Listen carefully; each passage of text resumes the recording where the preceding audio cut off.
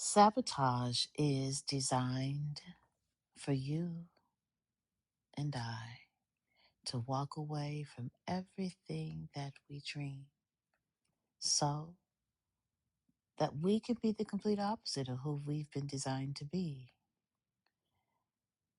Now, I factually know no one has clearly stated this to you before, but my sister, my love, daughter, baby girl, listen here, woman.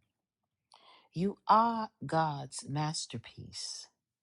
And the very first words that were spoken about us, the woman, to him was, now this is good. So before we were deemed anything or damned because of jealousy and lack of accountability, that good thing, a good thing, sis, will remain to be. So let me redeem you now from your core, my sister, because sabotage has been greeting us now for centuries, taking our creation rights at the door of life before we even understand the meaning of explore. And blatantly, I say this, and hear me clearly. Sabotage is a thief's weapon, and a painful one at that. This don't fight fair, ever. For the marks left from just one encounter with it will have you searching or not for who you truly are meant to be. Sabotage, now, he doesn't work alone. He comes in strong and surrounds you with the negativity trio. His twin cousins, doubt and worry, and the biggest bully of them all, fear. Because molestation from these four beings will keep you trailing far away from alignment into your assigned destiny. I'm speaking from my own reality.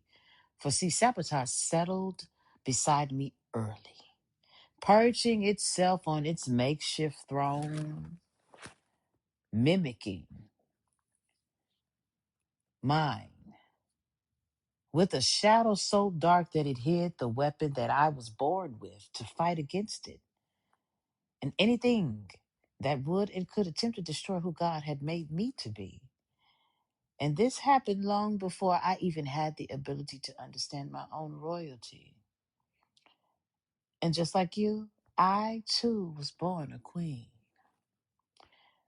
But unfortunately, my crown was actually tied to me, hanging like a baby's binking, swinging with no direction.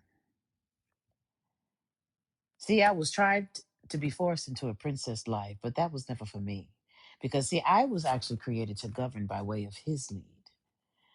But my rulership was forced prematurely and without instruction.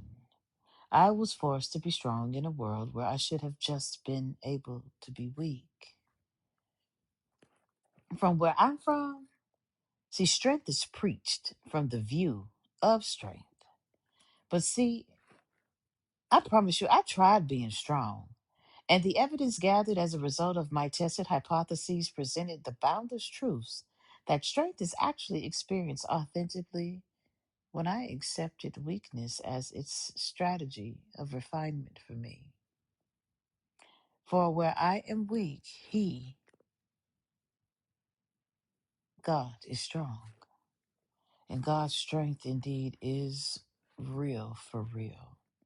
It's sturdy and it's forged in the integrity of His original identity of me. But see, sabotage tried to use all of that against me, thinking that as long as I was forged in a form of elevation, it was actually used as an abomination.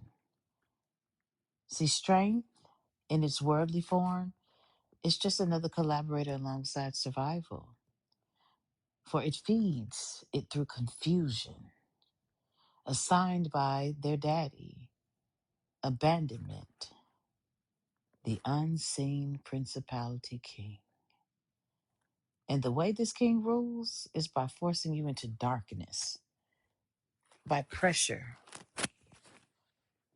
of seeds forced to grow by the way of a presence forced into self inflicted death wounds, continually being patched by sabotage's residue, consistently causing you to repeatedly capture the same selfie of the counterfeit version of you, with the hopes of you never actually identifying that beauty mark of your individual eternal destiny.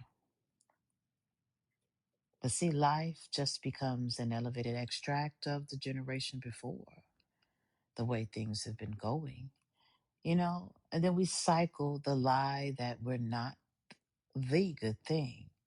See, sabotage literally sabotages our ability to even perceive that we are the best, one of the best things God ever created. Now, why do I say that with so much confidence? Because just as he explained to me, woman was the very first verbal documentation.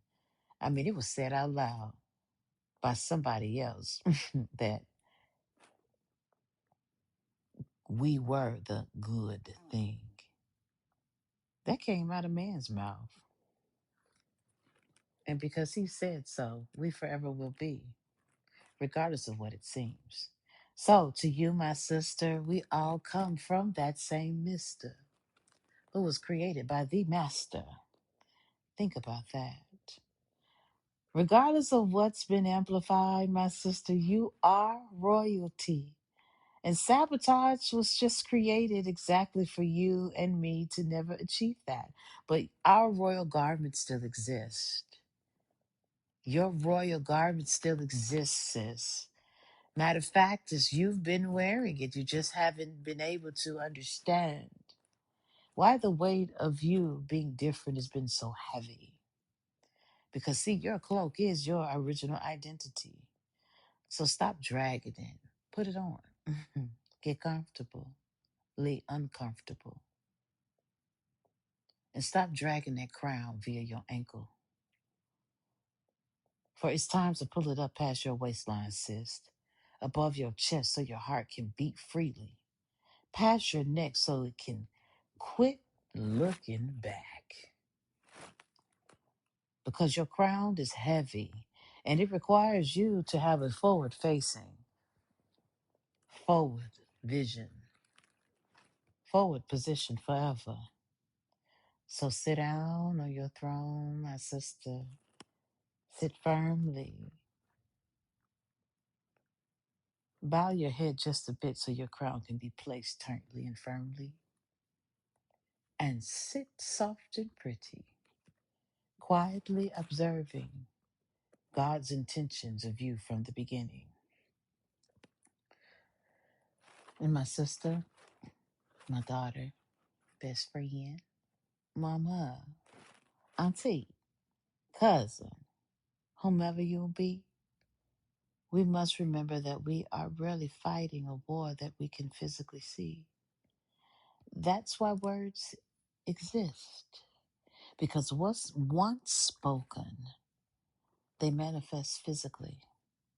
The reasons wars even exist is because of the war in the unseen. The whispers, the lies, the inherited feces of what was before that never should have been a part of our identities. But listen, sis, you deserve to know that woman's creator is waiting for you to live in the covenant of reality that says you indeed are Earth's first royalty. You are the nurturing foundation of the help that man needed to govern eternally, but from a heaven on earth mentality. And because of this everlasting truth, my sister, sabotage has to forfeit its control of your identity. So it's time to dethrone that thing and walk free. Are you ready?